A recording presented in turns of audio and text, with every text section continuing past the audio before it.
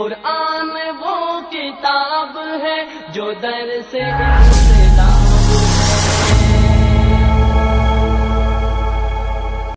السلام علیکم ورحمۃ اللہ وبرکاتہ۔ میرے دوستوں اور بزرگوں، اللہ تبارک و تعالیٰ نے قرآن مجید کی سورہ فتح کی آیت نمبر 8 اور 9 میں ارشاد فرمایا کہ اے نبی، بے شک ہم نے تمہیں بھیجا گواہ اور خوشخبری دیتا اور ڈر سناتا، تاکہ اے لوگو تم اللہ اور اس کے رسول پر ایمان لاؤ اور صبح و شام اس کی پاکی بولو اور اللہ سے ڈرو۔ بے شک ہمیں قرآن مجید میں اللہ تبارک و تعالیٰ کی اور اس کے رسول کی ذکر اور حمد کرنے کا حکم دیا گیا۔ اور ایک جگہ قرآن مجید میں اور اللہ تبارک و تعالیٰ ارشاد فرماتا ہے، سورہ توبہ کی آیت نمبر 24 میں اللہ تبارک و تعالیٰ ارشاد فرماتا ہے کہ اے نبی تم فرما دو کہ اے لوگو، اگر تمہیں تمہارے ماں باپ، تمہارے بیٹے، تمہارے بھائی، تمہاری بیویاں، تمہارا کنبہ اور تمہاری کمائی کے مال اور وہ سوداگری جس کے نقصان کا تمہیں اندیشہ ہے اور تمہارے پسند کے مکان، ان میں سے کوئی چیز بھی اگر تم کو اللہ اور اس کے رسول اور اس کی راہ میں کوشش کرنے سے زیادہ محبوب ہے تو انتظار رکھو یہاں تک کہ اللہ اپنا عذاب اتارے، اور اللہ بے حکموں کو راہ نہیں دیتا۔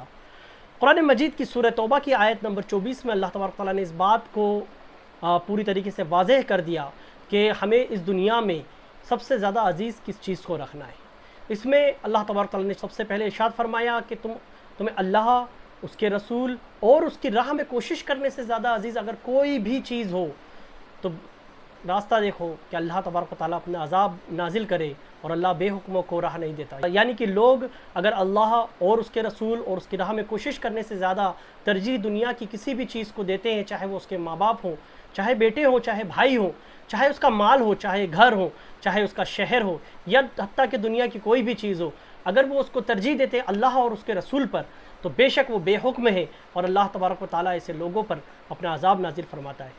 ملک ہند میں ایک عجیب سی ہوا چلی ہے، یہاں پر 24 گھنٹے مسلمانوں کے خلاف ایسی باتیں کری جا رہی ہیں کہ لوگ اسلاموفوب کے شکار ہوتے جا رہے ہیں۔ یہی نہیں، مسلمانوں کی ہمت توڑنے کے لیے آئے دن سوشل میڈیا کے ذریعے، کبھی بیانوں کے ذریعے اور کبھی بھاشنوں کے ذریعے مسلمانوں کو ڈرایا جا رہا ہے۔ یہی نہیں، مسلمانوں کے اذان سے عزیز، جان سے عزیز، بلکہ دنیا کی ہر چیز سے عزیز، چاہے اس کا کنبہ ہو، چاہے اس کی اولاد ہو، چاہے اس کے مال ہو، چاہے اس کے ماں باپ ہو، ہر چیز سے زیادہ عزیز حضور محمد مصطفیٰ صلی اللہ تعالیٰ علیہ وسلم کی عظمت اور ان کی شان پر بے ادبی اور گستاخیاں ہو رہی ہیں۔ میرے دوستو، یہ کیوں ہو رہا ہے؟ یہ بے شک ہماری ہمتوں کو توڑنے کے لیے، ہمارے ایمان کو توڑنے کے لیے، ہمارے ایمان کو ٹٹولنے کے لیے ہو رہا ہے۔ جب شاہ فیصل کے دور کی بات ہے، یا ان سے پہلے اگر ہم دیکھیں تو عثمانیہ سلطنت کی بات ہے، عثمانیہ سلطنت کے دور میں بھی آئے دن کفار و مشرقین اسلام پہ حملے کرنے کے لیے ایسے ناٹک بنایا کرتے تھے جس سے اسلام کا مذاق اڑایا جا سکے اور توہین رسالت مآب صلی اللہ تعالیٰ علیہ وسلم کی جا سکے۔ لیکن مسلمانوں کا جو غیور مسلمان ہیں، ان کا ایمان اس چیز کو گوارا نہیں دیتا تھا، اور وہ اس کا دندان شکن جواب دیتے تھے۔ کئی بار نوجوان قانون اپنے ہاتھ میں لے لیتے تھے اور کچھ غلط قدم بھی اٹھا لیا کرتے تھے۔ میرے عزیزوں، آج ہر قدم پر، ہر موڑ پر، ہر جگہ ہمیں رسوا کیا جا رہا ہے، اور وہ سب سے بڑھ کر ہمارے آقا محمد مصطفیٰ صلی اللہ تعالیٰ علیہ وسلم کی شان میں بے ادبی کی جا رہی ہے، چاہے وہ نپور شرما ہو، چاہے وہ نرسمہ نند ہو، چاہے وہ ٹی راجا رمن ہو جو ساؤتھ کا ایک نیتا ہے ٹی راجا کر کے، یا چاہے وہ ابھی حال ہی میں گنگا گری رام جس کو یہ لوگ مہاراج کہتے ہیں وہ ہو۔ یہ اپنی غلیظ زبانوں سے اور اپنے غلیظ منہ سے ہمارے نبی کی شان میں گستاخیاں بکتے ہیں، جبکہ حقیقت یہ ہے کہ اگر یہ اپنے مذہب کو ٹٹولے، اپنے مذہب کو کھو دیں تو اس میں اس قدر گندگی نکلے گی جس کی بدبو سے خود ان کی ناکیں سڑ جائیں گی۔ میرے عزیزوں، پڑھو اور آج اسلام کے لیے آواز اٹھاؤ۔ اس آواز کو اٹھانا بہت ضروری ہے، یہ ہمارے ایمان کا جذبہ ہے کہ ہمارے نبی علیہ السلام کی عظمت پر انگلی اٹھیے۔ میرے آقا علیہ السلام کی شان میں گستاخی کرنے والوں کو میں یہ کہنا چاہتا ہوں کہ لوگوں، جتنی تم نے دیر اپنی زبانیں گندی کرنے میں لگائی ہے میرے آقا علیہ السلام کی شان میں بکواس کرنے میں، اتنی اگر تم تھوڑی سی تحقیق کر کے اپنے مذہب کو پڑھ لیتے تو تم خود اس سے دور ہو جاتے۔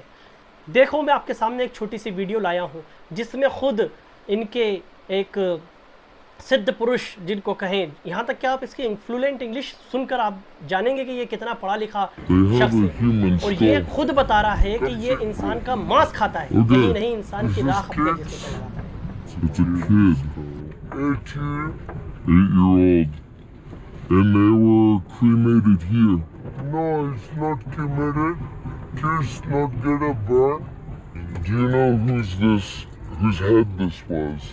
Holy man, Sadhus. Did you know him personally? Yes. He knows.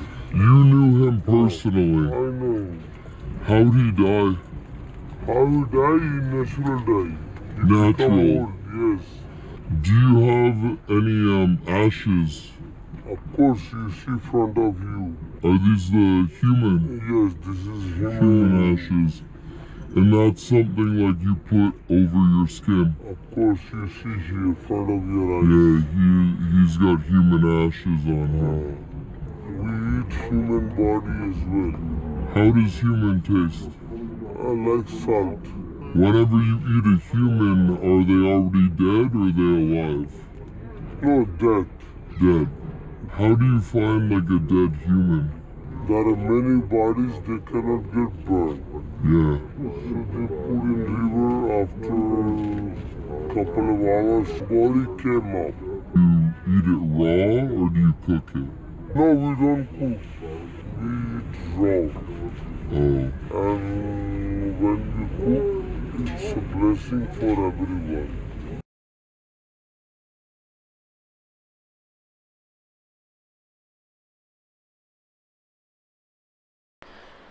और यही नहीं, ऐसी कई चीज़ें इनके मज़ाहिब में भरी हुई पड़ी हैं। हम चाहें तो अगर इसको खोलना शुरू करें तो फिर इनको मुंह छुपाने के लिए जगह नहीं मिलेगी। लेकिन मेरा दीन ये नहीं सिखाता, मेरा मज़हब हमें ये नहीं सिखाता। कुरान मजीद में अल्लाह तबारक तआला ने हमें यह हुक्म दिया, लकुम दीनुकुम वलिय दीन, तुम्हें तुम्हारा दीन मुबारक, हमें हमारा दीन मुबारक, हम अपने दीन पर हैं। लेकिन इसका मतलब ये नहीं कि तुम हमारे नबी की शान में कुछ बकवास करोगे और हम खामोश बैठे रहेंगे। हमारा ईमान इस बात को हरगिज़ गवारा नहीं करता कि कोई मेरे नबी की शान में गुस्ताखी करे और हम खामोश रहें।